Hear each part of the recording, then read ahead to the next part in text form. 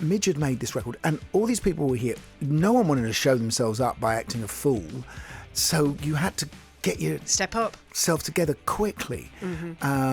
Of course, it was down to the singers mostly, first of all, and Tony was really brave enough, because I remember because he was the first person to do the vocal. Yeah. So Midge says, who wants to go first? And you see like Bono cowering and Simon Le Bon like sitting deeper in his chair, you know. And Tony, you know, God love him, fantastic, put his hand up, said, I'll go. Virgin Radio. So we are going massive on Band Aid Day. We've had all the guys in, and I've been promising you one of the icons of the 80s is going to be at the top of the tower, and he's here, the magnificent Gary Kemp in the house. Hello, love. How are we? Yeah, I'm good, thank you. I want to take you back to 40 years ago. That was the day when you all turned up at Psalm Studios in West London to record the Band Aid single that became a massive part of, you know, music history. What was it like for you guys when you got the call to turn up? Well, so I met Bob the day after he saw the news report that made him want to do this. I was in the King's Road, and we bumped into each other in the King's Road. I was in a shop, and he banged on the window. He saw me, and he came in. And he said, "Did you see the news report last night on Ethiopia?" I said, "No, I didn't know." And he explained it to me, and he said, "Do you think there's anything we can do? Do you think we could make a record?" I said, "Who?"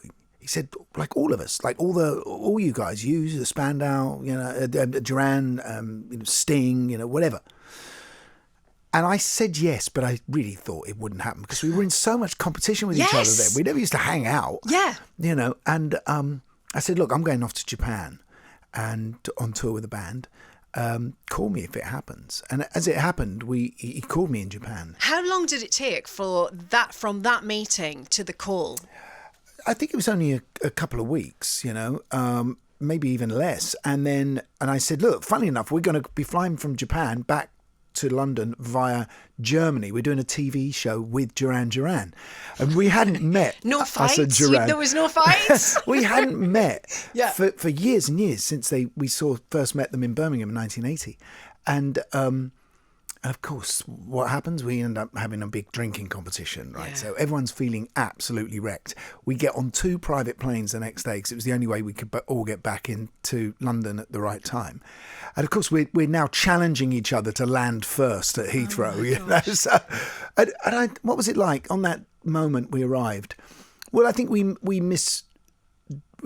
misfired on it, really. No one had made a charity record, and we misjudged it. We didn't know how to look when you're turning up to a charity record. What do you mean? Well, because now everyone knows you turn up with an earnest face, right? Which is probably. What did you do? What face did you have on? We climbed out the back of a Princess Daimler that the record company had said but it was the 80s, looked Gary. Inappropriate. There were lots of thumbs up. Yeah, we're here. You know, sort of.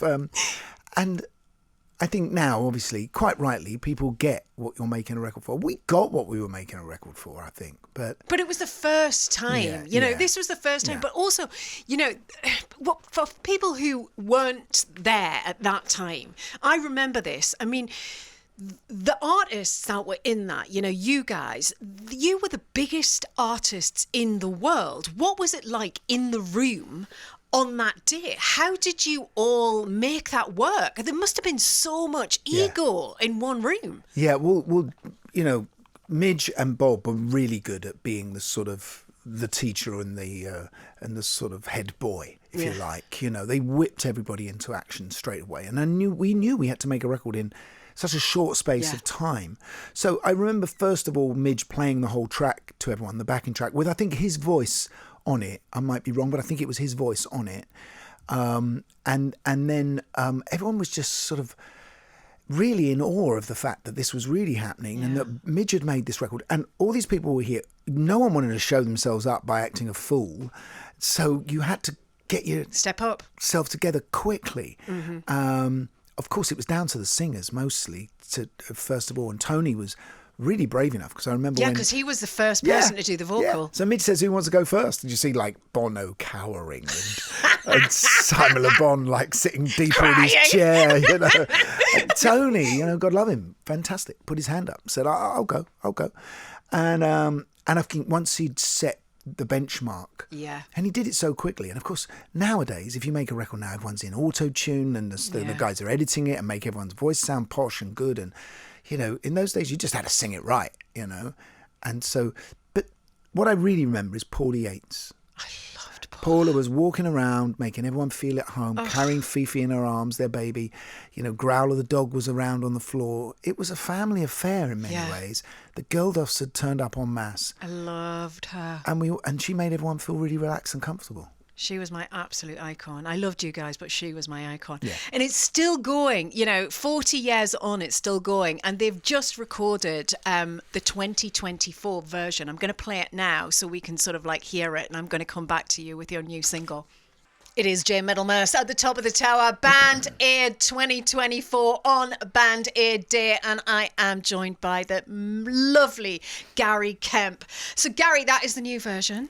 It's Trevor Horn's done a cracking job on Annie. Amazing, because it's seamless. You can't tell what decade am I in at this point, you know. And the way he's extended the song, I think, is really brilliant. But you know, I can obviously hear all those original guys. I mean, Boy George's vocal. I can hear Tony Hadley's vocal in there, and Bono, obviously. Yeah. Because everyone else. You can't get rid of Bono off that. I mean, it was so iconic that vocal. No, but everyone else's version after our one seems so posh and sophisticated. Where I remember, you know, ours just seemed like, you know, a bunch of lads all going in trying to do a football chant, you know.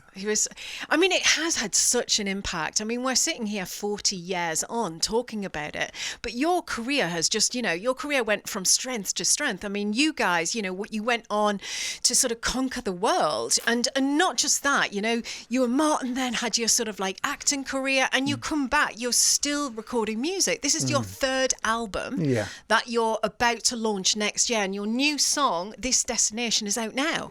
Tell me about it. Well, I started. I do a couple of jobs, and one of the jobs I do is I play with Nick Mason from Pink Floyd, and I've been touring with him for the last 6 years, and I think that's really got my chops up, but my confidence up as well. Yeah.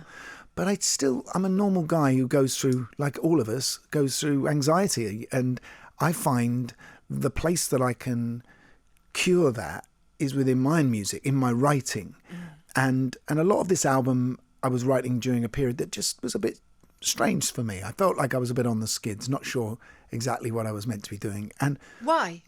I think that's to do with family life, to do with, you know, maybe post-lockdown and just generally getting older, you know? You get older and you think, you know, who am I? What am I? I mean, how long am I? Yes. You know?